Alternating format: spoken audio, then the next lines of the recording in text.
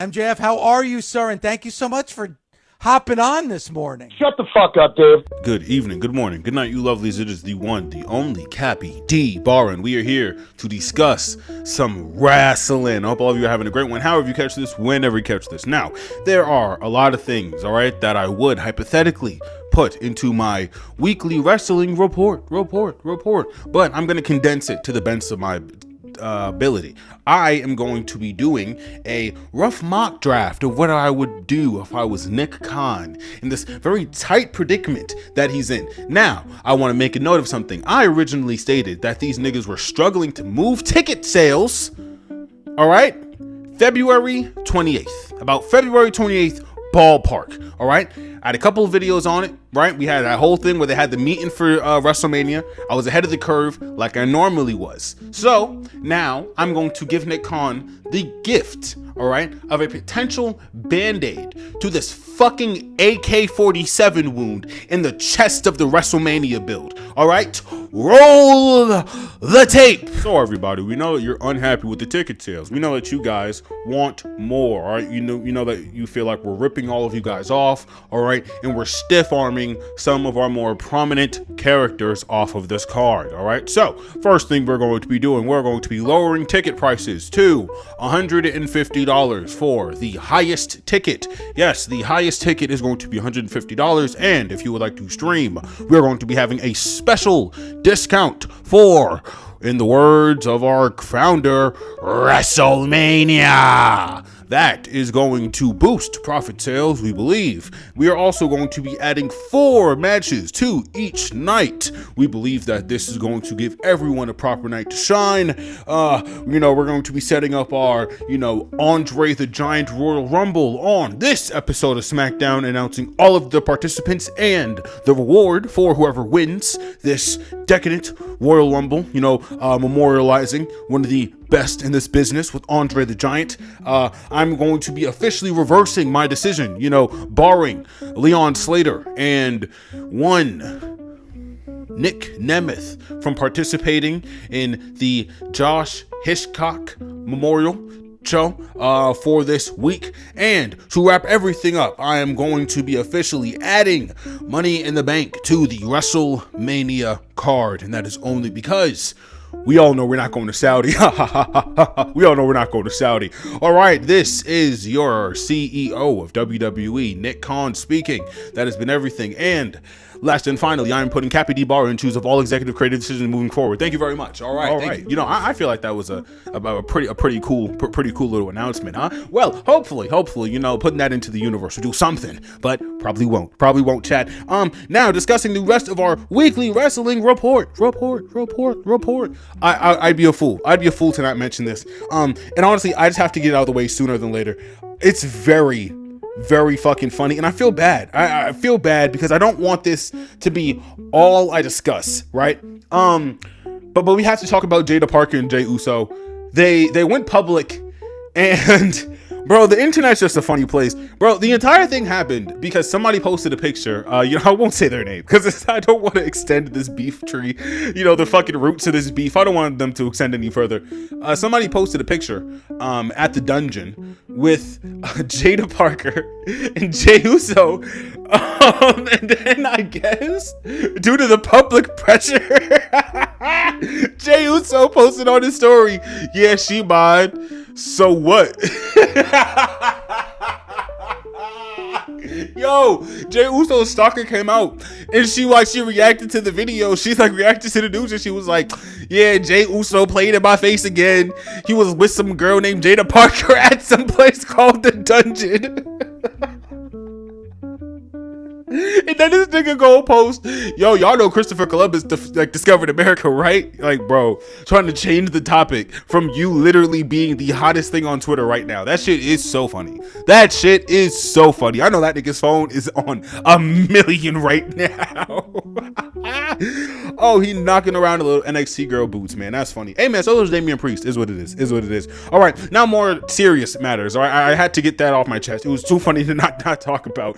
All right, I don't know why Jey Uso hit this shit for so long. Niggas call him the fucking 21 Savage of the Performance Center. I'm sorry, chat. I'm sorry. It's pretty fucking funny, yo. It's pretty funny. I'm not gonna lie. Kyle Fletcher, unfortunately, I think he torn something in his leg, so the TNT title has been vacated. It looks a little ugly now. I'm gonna be honest. It looks a little ugly. I'm just not the biggest fan of it right now. The pink back layer is gone. I think before pink it was red. I don't know who put that on. I think Christian did. So listen, there have been a lot of changes, a lot of iterations of this title. But now it is back to the bland generic version, which I'm not the biggest fan of. I'm not the biggest fan of at all. Where's Mark Briscoe? Mark Briscoe held this title a couple of months ago. Now every other week I'm watching the conglomeration get the shit kicked out of him. No Mark Briscoe. Hey, no Eddie Kingston. Where is Eddie Kingston? What's going on around here? It's fucking insane. It's insane shit. What I will say though, for sure, with the entire discussion with AEW, Dynasty is right around the corner. I didn't know Dynasty was this close. They literally just had a pay-per-view in Revolution. Hey, call me a little ignorant. I didn't think that they'll be pulling the trigger this close to WrestleMania, but it seems like these niggas want all the smoke. And I'm not gonna lie, I want them to pull that trigger. I want them to pull that trigger. I'm so honest. I'm gonna be so serious. Bro, Tony Khan said that we're going to be getting some kind of final battle kind of like pay-per-view pre-show kind of situation. I don't know when that's happening, but ROH is a prominent part of the pre-shows and the honestly even in some kind of like dark match aspects, like honestly like some not even like I don't know if you call like it a pre-show if it's like a Dynamite, right? But for some of the dark matches in Dynamite, I've gone to Dynamite tapings where there has been ROH matches, right? I've seen ROH people, be able to get on a Dynamite card, right? Due to their performance in the pre-show, right? To any pay-per-view. So I think ROH is just making a really big comeback. I think it's very cool to see. I don't know exactly what we're going to be seeing from this pre-show and everything for this pay-per-view, but it's coming around the corner really soon. So everything with the build to all these matches has been pretty okay. Least favorites off the top of my head have probably been everything with the Young Bucks. It's just been a little loose, especially now that their match with FTR kind of has came and went. I don't really understand the full gravitas of what we're really doing with the Young Bucks right now, but they're just wrestling. They're out there grappling, is what it is, I guess. Two topics that we will be discussing are interview circuits. There have been a lot of interviews for a lot of things going around. I told you, Dynasty said, fuck it, we're gonna put our bull against your bull, and now we have Tony Khan and Triple H. They both ran the same media scrum. Honestly, I didn't get a chance to listen to either interviews, but I'll kind of come back and maybe do a separate interview. I'll maybe do a separate video on that entirely. Triple H, yeah, I've seen some clips where he's like talking to Cody. I don't think for whatever story Cody's trying to tell right now, sitting down with Triple H, I don't think it looks good. I think Triple H is trying to be in the limelight. It also doesn't look good. You put yourself in the spotlight for this Oba and Brock thing. Nobody asks for that. Nobody wants that, right? It's just more instances of him giving himself what he wants instead of giving the fans what they want, right? I'm just not the biggest fan of it. Tony Khan, he has this really chipper attitude that I think a lot of people find either really annoying or really disingenuous. I don't really know why. I'm not sure. I think if you are going to be running a business that is about entertainment, it is about retaining the normal fan, you are supposed to have a kind of upbeat attitude, but I guess I don't know, a lot of old heads don't like it. So I'm saying this to say neither podcast or neither interview really was received that well from the IWC in large. But again, Tony Khan, he's a very humble person. He's very down to earth. He did answer some questions about our next topic that honestly is going to take up maybe at least a third of our video. I'm being so fucking serious. The discussions between TNA and AEW, Tony Khan said himself that he checked off on everything. He went off against all the channels and he decided that this move is good to go. He gave the green light to everybody involved, and then Carlos Silva pulled out in the last hour, in the 11th hour, in the last quarter with 30 seconds on the clock. He fucking pulled out. Nick Nemeth and Maxwell Jacob Freeman, otherwise known as Big Hebrew, him and Nicky Boy were set to do a match, a meeting of the minds, if you would, at a memorial event in a little indie show for a couple of marks in a gymnasium. And the Federation decided they're going to strike down the show, they're going to strike down the hype, and they are now going to move around and shuffle this entire card that is set to take off in T-6 days. Ladies and gentlemen, do you know how hard it is to produce a wrestling show? Do you have any idea how hard that is? Now, sit here and turn everything on its head. 6 days before the lights go on, you have to open those curtains.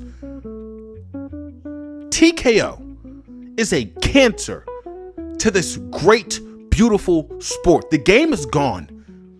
It is as heartbreaking as you can put it. The game is gone, ladies and gentlemen. The game's gone. The game's gone. The game's gone. Game's gone.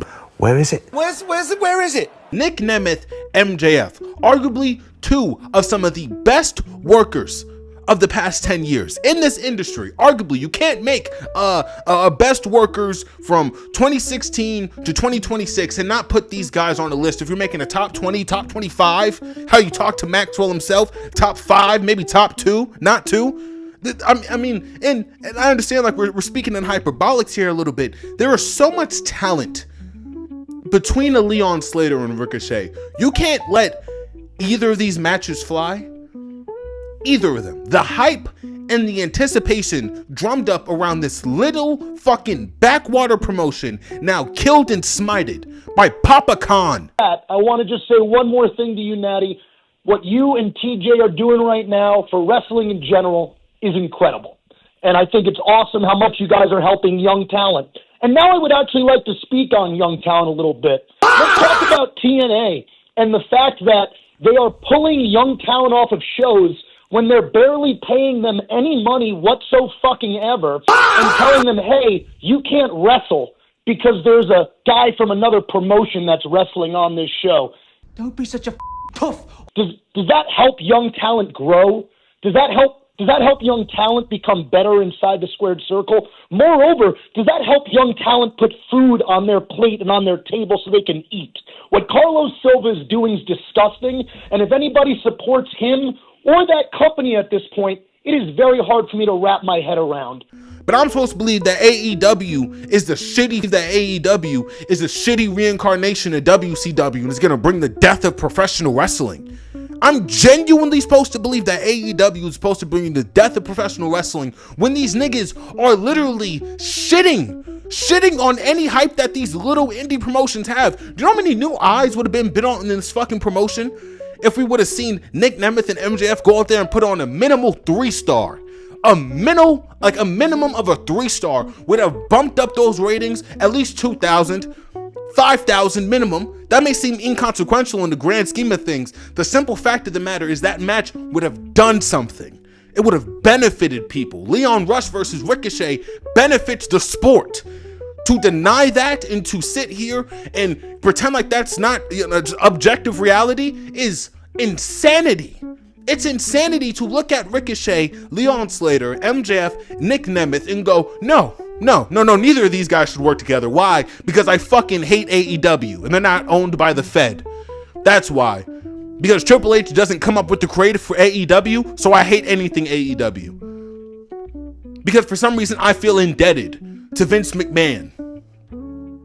That's all the fucking hate really is. Not gonna lie, do I love everything that the dub puts on? No, we're gonna get to that later in this episode. That doesn't mean that companies like TKO should get a pass for shit like this. If Carlos Silva put the pen to paper and said MJF and Nick Nemeth can go out there and do whatever the fuck they want, alright? I got Dwayne up my back end and I got Paul in my front side, literally spit roasting me. If he said, you know what, it is what it is.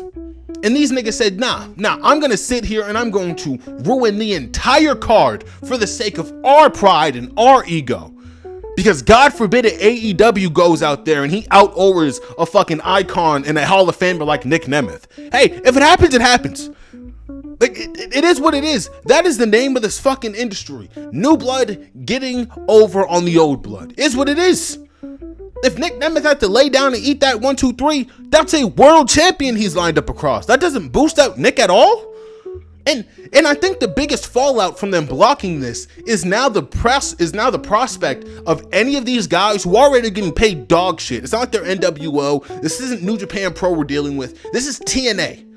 It's practically a shell company for fucking NXT at this point. It is what it is, right? Let's call a spade a spade.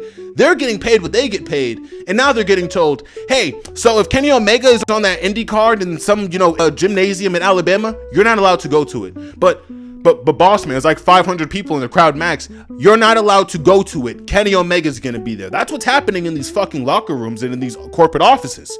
Hey, and if you, again, as a wrestling fan, feel like you are so indebted to WWE that wrestlers who live and rely on wrestling bookings and wrestling, like honestly, production to be as smooth and as seamless as it can, if you think that you are so relied to this company that all that shit should just get taken out, like just completely thrown out the window, that's fine. That's fine. But now I have to understand that you are a very unserious person.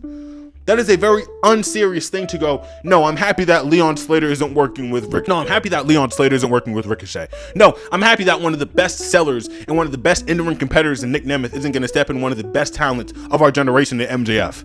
No, because I hate AEW and anything WWE puts on, I support. I support vehemently to my last breath. I don't know, man. I don't know. And you know what? If it was like a contractual thing, if it was something like really fine print, your responsibility as the CEO of this company who made a promise, hey, we signed off on Nick to go to this place and wrestle MJF. As the CEO of that company that made this big boy executive decision, you have to say, hey, it was a fine print issue. You know, all respect to the other company, all respect to MJF. But these pushies won't do that. Because Carlos Silva is a fucking spineless cuck. A spineless cuck. That's what he is. He stepped and he shot his own foot off. For the sake of who? I don't know. We have discussed that if WWE, the Federation, goes in the direction it's going in right now, it won't be around for the next 5 years. In the next 5 to 6 years, if it continues the high ticket prices, if it continues to make horrible creative decisions that leave the viewer feeling concussed and nauseous, if they continue to make these choices, if they continue to have places like Evolve, NXT, NOAH, and they restrict them from any kind of outside contact with the indies, they're I think when people speak of wealth distribution, this is the kind of shit that we mean. The people who write horrible Marvel movies, horrible game adaptations, horrible DC movies, like these drawn out fucking, Hollywood like stereotypical movies. The people that are in charge of all of this wealth, right? There is somebody or a collection of people in any bum town that can literally do 10 times what they do, and they don't get paid that. There is somebody right now in some basement, all right, and on the southern eastern coast, right line, or on the southern eastern coastline, who can come up with stories 5 times the potency of what we're getting from the Federation, with business decisions 10 times what the executives of TKO can give us. And do we get that? Have we gotten that? No. We get Nicholas Khan, Saint Nicky, and Triple fucking Reich. 2 of the most idiotic minds to ever meet, ever. And then you got fucking morons like Pat McAfee and Logan Paul as the TKO investors on the backside. Oh, good choice, boss. You're so fucking smart, boss. I fucking love when you do that. It's so funny. Fuck. This is helping nobody. The bottom line for TNA is now going to decrease. A product that they invested in and that they put so much fucking capital in is now going to flop. Doing on the behalf of Papa Khan. Fucking idiotic marks, man. Next fucking topic. Let's talk about April 8th, 2026 Dynamite. And again, I'm gonna keep just throwing this out there. The Federation's wrestling will leave a horrible taste in your mouth, and it is a little hard to get to good wrestling. But I'll be honest, I'll give this Dynamite a solid 7 out of 10. It wasn't that bad. A couple of segments that we are going to be discussing wasn't a large, massive fan of, but I mean, even like the beginning of this night, right? We start off with the United Empire going up against the Death Riders in a parking lot. Really simple. It was a cool little 5v5. The camera work was solid. Production was good. Everyone got their spots in cleanly. There was a pretty good spot from Yuta Wheeler. I missed this guy's name. I think it's like Onoi or something like that, or like Onoi, something of that vein. Very good. Very, very good. He has like this whole like back ponytail thing. It's very insane. I love it, right?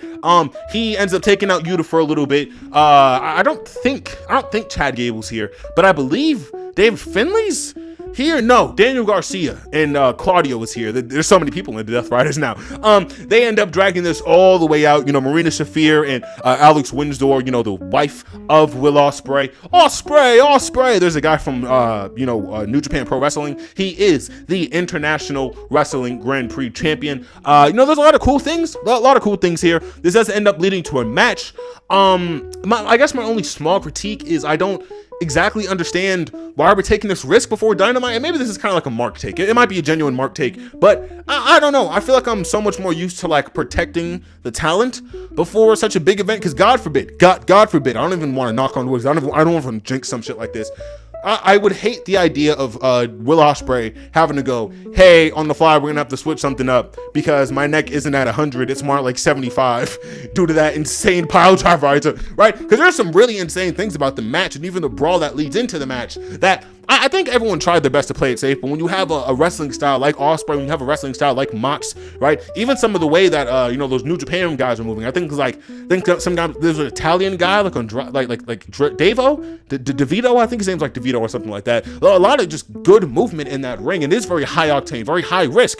But again, with somebody like with the caliber of Ospreay, right? Is that worth it? That's kind of what I'm thinking when I'm watching some of this. But it does set up a match for later in the night, which I actually thought was very good. Our first official match for the night will be, it's Bandito Darby Allin with the help of Jungle Boy Jackie Perry. All around quick match, nothing really insane. Jack Perry, unfortunately, he is not a part of the tag division, so I think all of the push that he was supposed to be getting is just not exactly there like it should be, which, not for nothing, is why I said Anthony Bowen should probably be taking up that national championship with Papa Gunn and Max Caster. Sorry, that was the Macho Man possessing my spirit for a little bit. I'm really trying to get across. I'm not feeling the whole Jack Perry thing. And honestly, bro, if you gotta throw him in the New Japan Pro Deep Seas, man, just let it fucking happen. Hey, y'all said that y'all was gonna let this shit get defended on any promotion that wants to get defended on. Put him in the fucking New Japan Pro waters and let's see what happens there. Maybe we'll get some interesting matchups, because I feel like he's been doing this like soft core thing with the dogs and the Death Riders for at least a month, and it was like FTR for a little bit, and then for a little bit it was the Demand, and it's like I think it's only weirder because he doesn't have a tag team, so I don't know, and like respectfully, maybe Lucha's like right around the corner from being healed, right? Like who knows? Maybe we're only like 3 Dynamites out from Luchasaurus getting back in the fray, and now this tag team's in full momentum all over again, right? But for everything that we have right now, I'm asking a lot of questions, asking when this thing is gonna meet its like kind of a conclusion. I think they're just going to the mound and seeing what they can hit into the field, right? I think that's what we're really dealing with here. Again, all around pretty quick match. Jack Perry does eat the pin. I will say that David Finley's very sharp in that ring, but I mean like 4 pound in the kitchen, right? David Finley's great.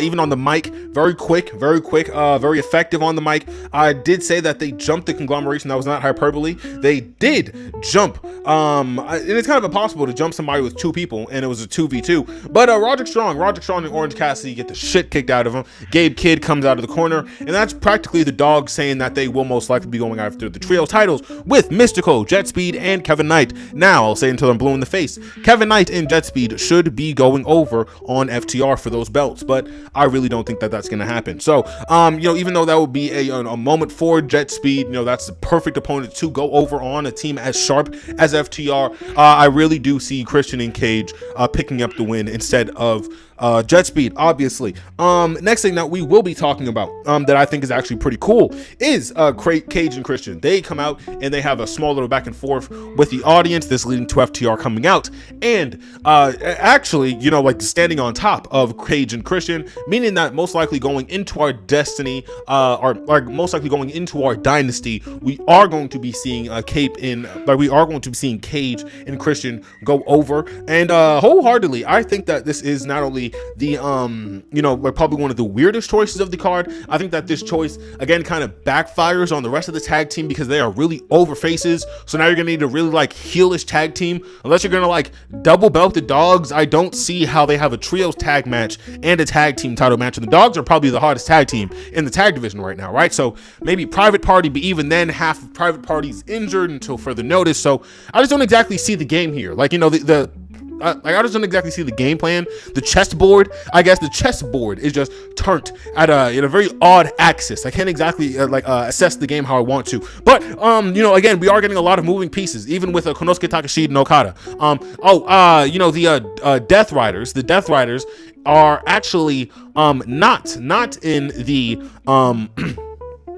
Death Rider is actually not in the first match. My apologies. It is actually the Don Callis family. The Don Callis family. The Don Callis family, basically, they pick up this victory on Jack Perry. And after this, there is a really small brawl that takes place. So the Young Bucks come out. And after the Young Bucks come out, the Rascals then shortly come out. Right? After the Rascals shortly come out, I think they get cleared. And then Okada and Konosuke are standing in the ring. And mind you, like we have ran through at least 2 to 3 tag teams at this point, brawling, getting their shit in, taking care of each other, right? And again, Jack Perry helps out, and again, the Young Bucks help out Jack Perry. Jack Perry went up against the Don Callis family, not the Death Riders, but neither here nor there. After everyone kind of clears house in the Don Callis family, the Don Callis Avengers are standing tall. Konosuke and Okada start taking like very funny shots at each other. I don't know. It didn't really seem like either of them kind of meant it, and maybe it's because this shit's so drawn out. They literally say, "Hey, you guys are gonna have a match, but not at this upcoming pay-per-view because we didn't build to it. We're gonna do this at Double or Nothing." Now, without a shadow of a doubt, if you are going to be booking on the same week of WrestleMania, this is when you take that shot. This is when you take that shot. Now, understandably, this is not a pillar pay-per-view for AEW, but I mean, it's definitely something you could put on with Okada and Konosuke Takeshita the week of WrestleMania. I think that would take over the wrestling world if produced and if booked properly, but I don't know. Again, that's just not a shot he's willing to take. And even in his interviews, Tony Khan doesn't seem like a very malicious, kind of spiteful person. But me personally, I'm taking that shot 7 ways to Sunday. All right, I'm letting these niggas know this is where the best wrestle. You can put on the fucking Night of the Immortals. You can put on the show of shows. You can put on a show that doesn't stop for 24 hours. My guys will still out wrestle you 9 days till Monday. It's a different kind of program we run over here. That's what I would like the kind of energy for Tony Khan to be on. But he's not. Is what it is. There's really nothing we can really say about that, except for the tag division. The tag division, as semi-directionless as it may seem, a lot of these tag teams do have a lot of motion. Again, FTR is hated, right? Christian and Cage, beloved, Jet Speed. When you look at a team like the Rascals, when you look at things like The Demand, right? There's a lot of just moving pieces to this tag team division. Everything seems like it's fitting pretty clearly. Again, not too upset at that. The segment was a bit confusing, but again, the Young Bucks, not only do they pop the crowd, but Konosuke and Okada finally giving us an official match, an official set time. I think it's what a lot of people were expecting, and honestly, it's about fucking time. Double or Nothing is around the corner, so hopefully we can get this shit sooner than later. Okada is also the funniest person in the world, not only in this in-ring segment, but in the backstage segment with the Don Callis family. So funny, so fucking bro, he's great. Konosuke Takeshita and Okada are going to put on some really good shit, and I hope that we are at least going to be getting a 4-star. Reasonably, like, a lot of the booking isn't really on the wrestlers directly, but maybe they have a bit of a say into kind of just getting us away from some of the more irritable parts of AEW bookings, like the multiple false finishes. Like that's just something off the top of my head I'm not the biggest fan of, especially if there's like 3 to 5 in one match and then there's 2 to 3 in the next match. It's like it's a little shaky, right? But again, I'm expecting this to be a good match between Konosuke Takeshita and Kazuchika Okada. I just want this to be a solid send-off for either this AEW International run for Okada, or hypothetically just a good build for maybe a part 2, maybe even a part 3, right? A lot of directions we can go with Okada. Our next match is going to be Queen Aminata, all right, versus Willow Nightingale. Now, honestly, the energy was pretty good going into this match. Before this match, there was a segment with the backstage personnel, just some mark backstage with a fucking nursing outfit, right? He says that the story about Kenny Omega being on a ticking time clock is all kayfabe. Kenny is fine. I think when Tony goes out of his way to tell the fans, hey, MJF is lying to you, please don't take this seriously, or MJF is simply going off script, let me correct it. I think it's very, very, very funny. They literally got some guy to get a paycheck to say, hey, Kenny Omega isn't gonna die, he's not gonna explode, please stop talking to us about it on Twitter. I think that's actually pretty hilarious. So going into this match, spirits were high. Willow Nightingale and Queen Aminata, friendly handshakes, everything was cool, all smiles. And then Queen Aminata started stiffing Willow, and it was maybe some of the most Some of the hardest hitting shots of the night. And Tommaso Ciampa's on this card. It's a task. That's a task. That's a task for sure. Willow Nightingale is a reigning and defending champion. I would be a liar though if I said that I wouldn't like maybe a bit of a jolt shock. Maybe something just kind of keep my eyes open. I'm not saying that this run isn't what I want it to be. She's awesome on that mic. She's very good in that ring actually. Her and Minute, in my opinion, probably put on the best match of the night. But that doesn't excuse the lack of a progression with what we've been getting from Willow. Unfortunately, it is the exact same kind of quagmire that we ran into with Mercedes Moné, the belt collector, right? She went on this insane, beautiful path, to kind of collect all these belts, kind of give a shine and give a spotlight to these indie promotions, these indie wrestlers, right? All these regions of the wrestling world that haven't yet been colonized by the Federation. She brought a light and attention to that, but due to just kind of the circumstances of some people being injured, that's being there, this thing being here, we unfortunately really didn't get a proper, in my opinion, an exact proper end to the story. In my perfect world, this ends on a episode of Dynamite, right? But I mean, wholeheartedly, I do think that this ending, again, in the indie promotion with not a bunch of, lights, camera, and action around it, right? It is the heart and soul of the industry. Two people in a fucking mat in the backwaters gymnasium or somewhere getting it done, right? And I really do respect that at its core. I would just love a little bit more pageantry, I guess. I want more pageantry for Willow because I know that she deserves it. I think if we do tell a solid story with Queen Aminita, I think that can go so many places, so many places. You take that bet off of Athena and ROH, you bring her up to the main card. Now you have this long-term rival for Willow Nightingale, hypothetically spanning years upon years with the quality of work Athena can put on. I don't know. There's so many things running through my head when I see Willow with that TBS belt. But again, this is a very, very good match, very hard hitting. I think the chemistry that these two have is great. I like for my agenda to honestly precede anything that I see on the show. But fact of the matter is that Willow Nightingale did go over. There's a lot of great shit though. I mean, like Queen Aminita hits a basement elbow to Willow, which looks fucking it looks horrific. It looks fucking horrific in the best way possible. There is a pounce counter where Willow Nightingale is going for a pounce. Queen Aminita just hits the cleanest headbutt.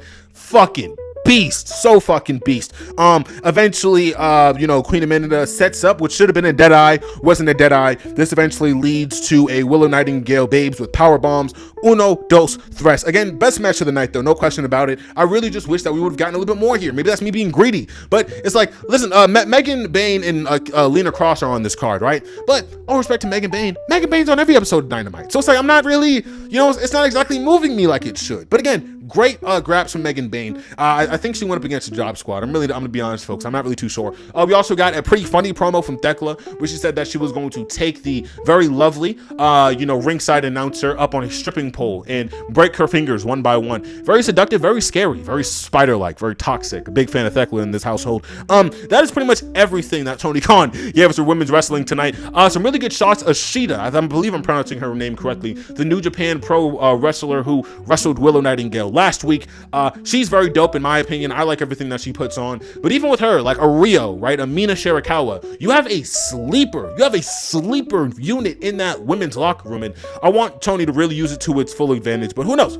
Maybe I'll get a chance to talk to this nigga Cody. We can get some shit going on, huh? Next match on the card that we will be discussing is going to be Tommaso Ciampa, the Psycho Killer, versus Mascarada Dorada, easily the youngest and most impressive export from Mexico. Now, an unexpected phenomenon that has been taking place in multiple sectors of the wrestling world is the adored heel. The adored heel is something that I think is going to change the landscape of modern day wrestling. Let me expound. Trick Williams is somebody who goes out there, he insults faces, he does, sneaky underhanded tactics, and he is easily one of the most despicable persons in that locker room when it comes to simple kayfabe, right? He's disrespectful, rude, arrogant, ignorant, bloated, the entire nine, right? The most impressive part about Trick, though, is that he finds a way to be so charismatic that they can't stop cheering for him. Now, that is something that I'm not going to lie is very, very impressive. I also think that a lot of people,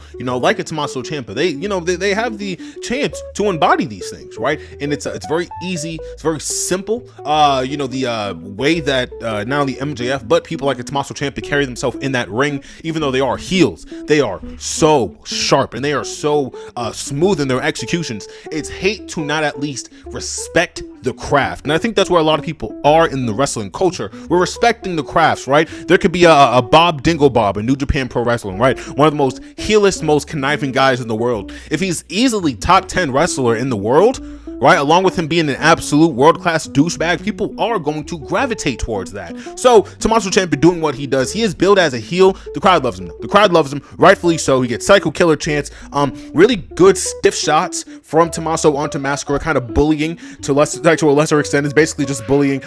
He also does a really good job of letting Mascara get really solid offense, and also offense is an important part of a squash match. And even though this is a kind of a semi-squash match, Masquerade does have a really good way of executing everything that he needs to lose, right? Because even some of the setups, it's good, it's smooth, even kind of reflecting back on Queen of Minida, the action and the art of losing, it's a lost talent in this industry. And Masquerade Dorada, even though he doesn't get a lot of offense, and what he gets in is enough to look desperate, it's enough to look like he really needs this win. And Tommaso Ciampa eventually, he puts down that knee pad, delivers a good old stiff one to the jaw, and puts away Masquerade Dorada for the 1, 2, 3. Now there wasn't a lot of explosive offense from Masquerade Dorada, but again, that is mostly because Tommaso controlled the majority of this match. But we can't deny the fact that Tommaso Ciampa is a great in-ring talent, and he is beloved. He's beloved by that AEW audience. So we're just going to keep seeing good things from him. This was officially for the I think it's like some kind of Casino Royale happening at Dynasty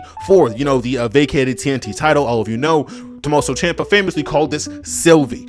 He was the previous holder before Kyle Fletcher, so it's possible that Tommaso Ciampa just might get belted up again. 2-time TNT champion in under 3 months. Kind of goated. Hey, kind of goated. Not gonna lie, chat. Kind of goated. Next, away from this completely different belt, right? It's all black. It's no more pink belt. It's kind of ugly. After we finish up this match, we see the conglomeration. The conglomeration is stomped out backstage. Mystico, Eddie Kingston, and Eddie Kingston and Marco Briscoe are nowhere to be found. Not a big fan. Hey, not a big fan of that. Where's the rest of the gang at? Hey, Willow, where's Willow at? Unironically, Willow Nightingale versus Chad Gable would actually be kind of beast. I don't really know if I want him that close to my Willow, though. You know what? Scratch that. I don't want Gabe Kidd anywhere near my Willow Nightingale. You stay away, you beast. But the Dogs got a pretty good promo, again, announcing that after Roddy Strong and Orange Juice, they will be hunting down Mystico, Kevin Knight, and Jet Speed, the conglomeration adjacent Migos. This was a segment. It was a segment. Dave Finley is very good on that mic. I would just wish this. I don't know. This feels like a repeat. I feel like I've seen Clark Connors and Orange Cassidy in the ring like 5 times since the last pay-per-view, and I'm just confused as to why that is. I'm not a fan of that, Tony. Hey, come on, Mister. Not a fan of that. Not a fan of that at all. Next match on the mat that we're going to be talking about is Jericho, the one who broke the walls down. Now, this segment was a lot earlier in the night, right? But we're just gonna kind of bundle it into what we're talking about right now. Cope and Cage go out there, and they say their pieces. Cope says that he banged FTR's mom's kind of based, and FTR after they come down, beat up on Cage and Christian, 2 elderly men. Stokely delivers a spear. I'm saying all of this to kind of prepare you for my statement, right? I don't like the idea of these old niggas having so much TV time. Sorry, I don't. And hey, I love people like Randy, love people back there, honestly, of the caliber, right? Like a Paul White, right? Somebody who has honestly done his dues, and he is just, kind of like somebody who has paid his dues, and he is just reflecting on the life that he's built. Cope and Cage, along with the Jericho out here, the combined age of them niggas is over 100. Problem. That's a problem. I'm not saying you put Jericho and Cage in the same segment. I'm not saying that at all. I'm saying you give one of these niggas a vignette and you give me a match. You give me a standby match. You don't put Cope and Cage out here in front of an audience just to get fucking beat up. And we are in Canada. I get it. I do. Jericho, Edge, and Christian, you're asking a lot from me, Tony. You're asking a lot from me. This segment is Ricochet literally selling being on the list like we're in 2016. I don't know how to feel about it. I'm not the biggest fan of it, chat. Hey, chat, between me, you, and the upload bar, not the biggest fan of it. Just not. I'm not. And I feel like I reserve the right to not just be okay with Chris Jericho doing whatever he wants. Like, you're hearing, honestly, he admits, like, hey, I had a couple stinker matches. You know, I got back in good shape. And I mean, especially when this can be people like an Athena, people like a Sky Blue, right?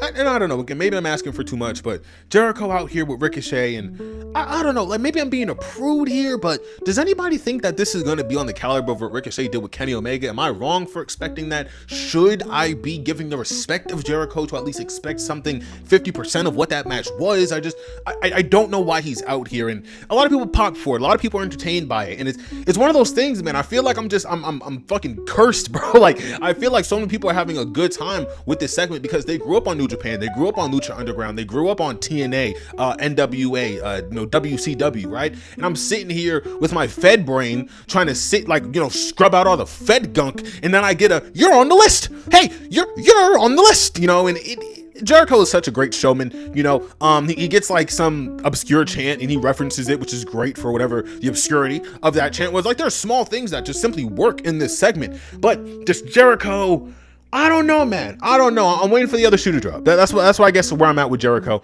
I'm waiting for the other shoe to drop. People are really happy that, he's back. That's nice. That's nice. I want to be very, transparent with all of you. I want to see him at least go a good 10 minutes without getting winded. I couldn't even do that. So let me, I'll hold my breath for that one. But if he can go a good 10 minutes without getting winded and, he's actively not, just kind of too exhausted to execute A spot, B spot, C spot, then I mean, sure, I'm all with it. But I mean, that's even if this match goes 10 minutes, but it's somebody of the caliber of Ricochet. I just don't know. I really don't know what the fuck is going on here. But this paired with the Cage and Christian thing, I kind of got my fill with unks. All right, I'm unked up. Okay, I'm all good with unks tonight. I don't need any more unks on my screen. All right, that's just from me to you. All right, the match that takes place after this with the Death Riders versus the United Empire, a little bit of chaos in Canada. A lot of good instrument usage. There was a good ladder spot. Inoue, I think I'm pronouncing his name correctly, or Inoue, very good big man. He is stated to be the only Maui wrestler, which I think is pretty cool. Has this really dope kind of tribal tattooing on his face. Again, a lot of cool shit about it. But what can I say? I'm down for simple gimmicks, and his gimmick is I'm from the tribes. The story with Ospreay's neck is also pretty beast. Can't hate on that. Cannot hate on that at all. I think that this should have been a main event. Definitely should have been a main event. But I'm not going to hold you from Moxley doing everything that he does, and it's a lot. It's a lot. Moxley does a lot this match. From this happening to the table spots being what they were, there was like at least 2 I am the table moments from Daniel Garcia.